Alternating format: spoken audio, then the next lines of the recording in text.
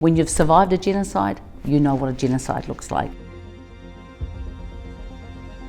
We feel the pain as one Indigenous peoples to another, but particularly when we see the genocide, the intentional murdering and butchering of these little babies that are an attempt to end a whakapapa, or an attempt to end the existence of their family, their community, and those people. It breaks our heart. The feeling that we have is what we have when, as an Indigenous people in Aotearoa, when the colonisers singled us out, tried to extinguish our existence by doing things like violently butchering our children, our women, our families, our language, our communities.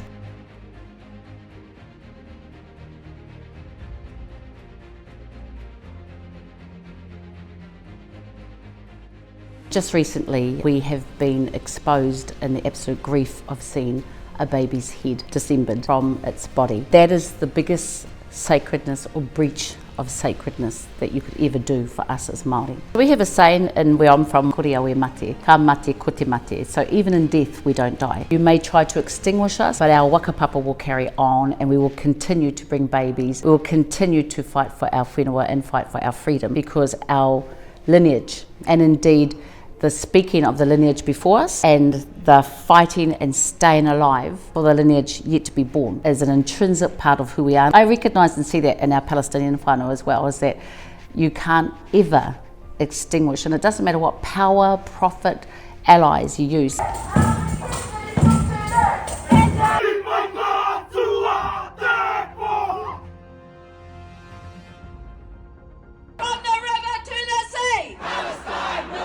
The amount of rallies that are going on every weekend, they have not stopped. I know that it's really disheartening to see governments and presidents and prime ministers doing what they're doing, but history will show that we are right, and we have to stand strong for the next generation who will look at this blueprint and who will absolutely look in disgust. It is a genocide, and we will continue to call out this nation and use our platform to advocate for the recognition of Palestine, for the ending of the genocide, for the sanctioning on Israel, for the removal of the Israel ambassador, for the continuing of sanctions across the world, for the divesting into Israel. We've got to always be on the right side of history.